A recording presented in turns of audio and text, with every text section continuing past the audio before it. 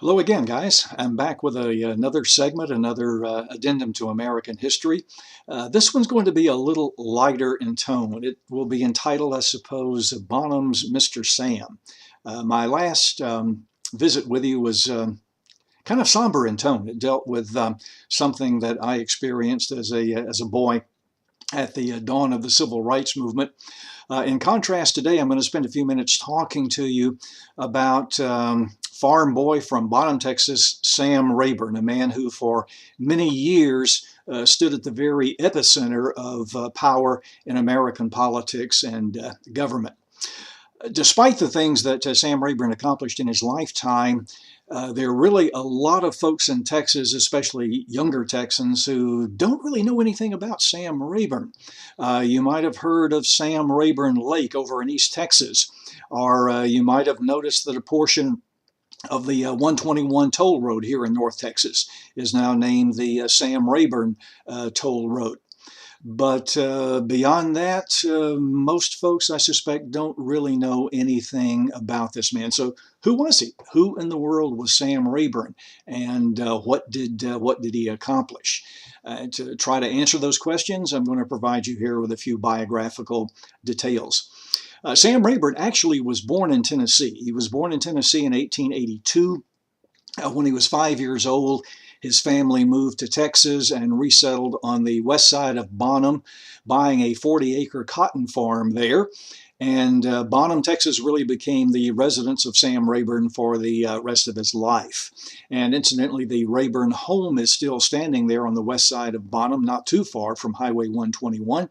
It's open to the public. It's open to tours. If you're ever up in that neck of the woods and you're interested in the man, you certainly are welcome to swing by there and spend some time visiting his home. As a boy, Sam Rayburn, for the most part, spent his summers working in his parents' cotton fields out in that hot, scorching Texas sun.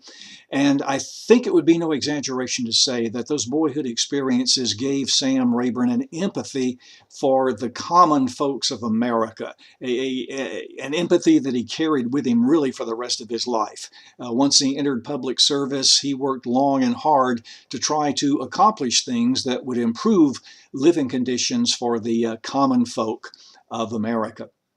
Sam Rayburn's political career actually began in 1908 when he was elected to the Texas House of Representatives.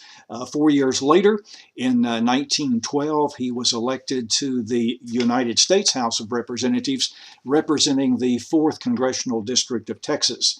And he continued to serve in that capacity for the rest of his life. From 1912 until his death in 1961, he served continuously as a member of the House of Representatives, representing the Bonham, Texas area. And the folks who voted for Rayburn in election after election after election eventually came to call him affectionately simply Mr. Sam. And incidentally, Mr. Sam was a lifelong Democrat, and he served in public office at a time when most elective offices in Texas were held by Democrats, in contrast to the political situation that prevails today.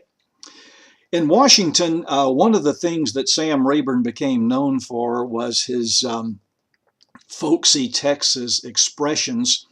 And a favorite was this one that I would like to share with you. He was fond of saying, quote, "A jackass can kick a barn down, but it takes a carpenter to build one. A jackass can kick a barn down, but it takes a carpenter to build one." And I think we can say in support of Mr. Sam that during his long tenure in Congress, he helped construct many legislative barns. For example, when Franklin Roosevelt was elected president in 1932, Sam Rayburn became a very strong supporter of the New Deal. And as a member of Congress, he was responsible for the passage of much of the early New Deal legislation. The thing that I think he took greatest pride in was helping to persuade President Roosevelt in 1936 to issue an executive order creating a federal agency known as the Rural Electrification Administration, or the REA for short.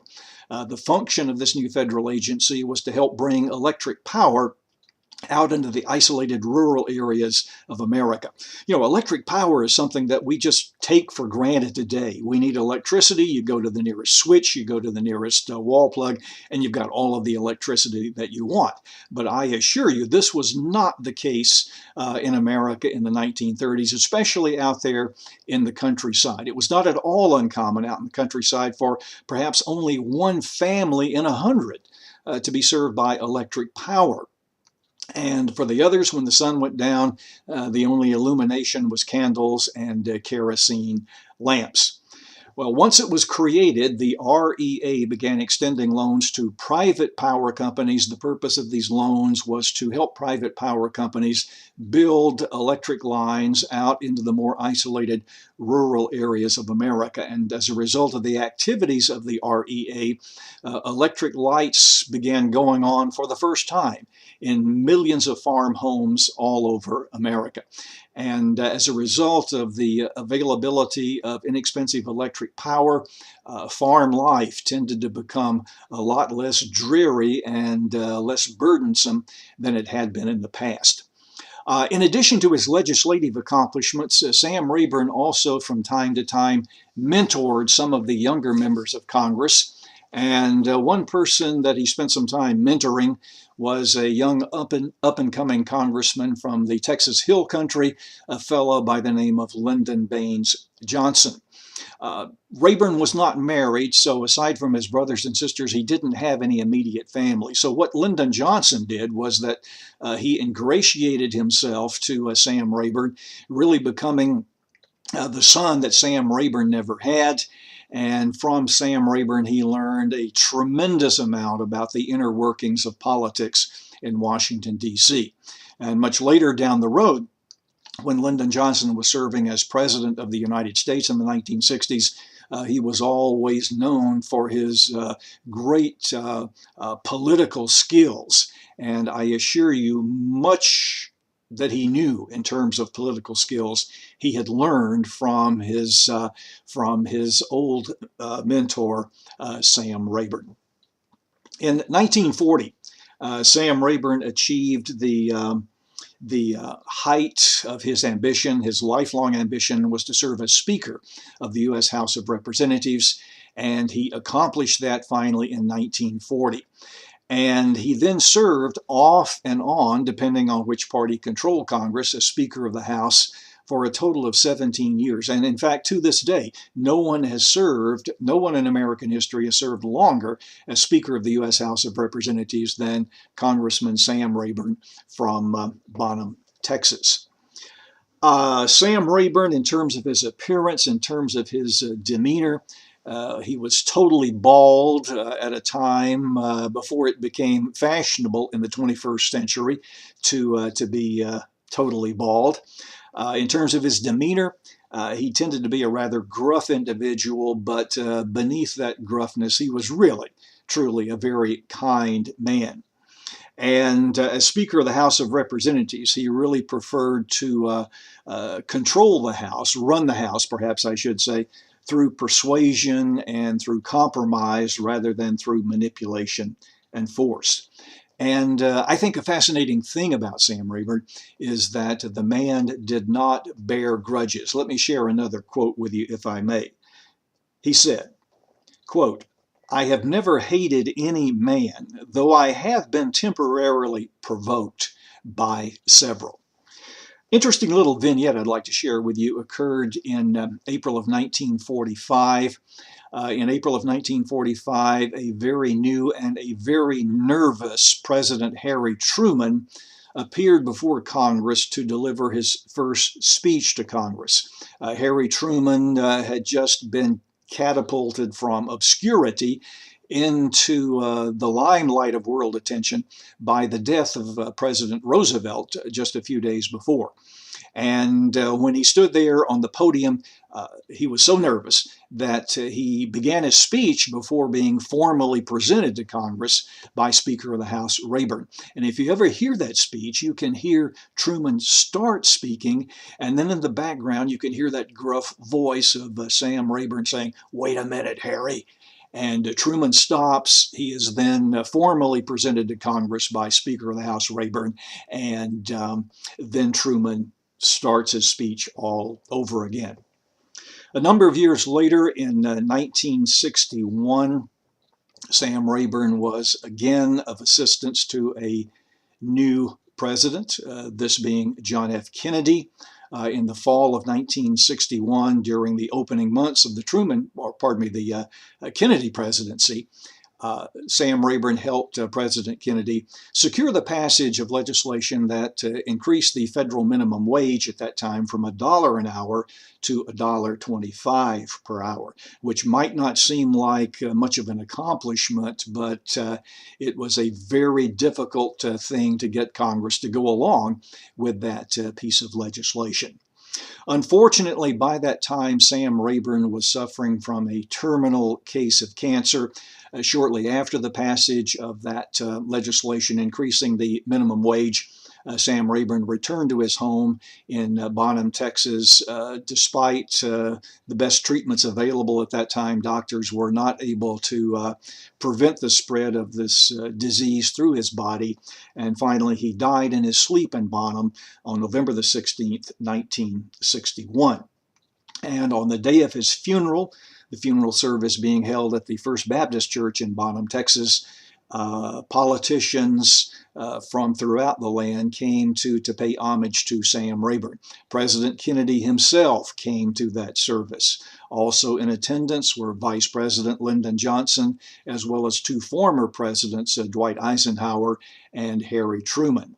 And joining them also were 128 members of both houses of Congress representing both parties, who also had come to pay their respects to Congressman Sam Rayburn.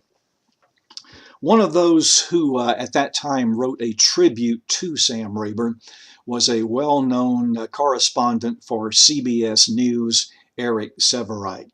And I would like to share with you a brief portion of what Mr. Sevareid had to write about Sam Rayburn.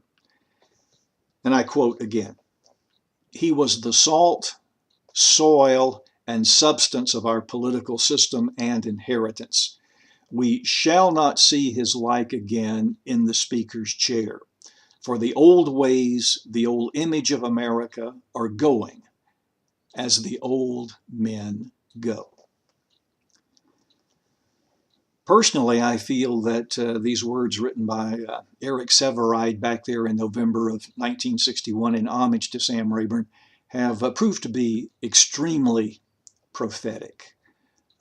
To be sure, in many ways, our country has advanced since the 1960s.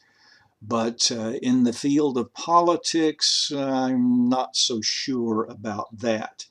And editorializing myself a bit here, I think it would be nice if we had in positions of leadership in Washington in both parties a few men or women who had the integrity of Sam Rayburn.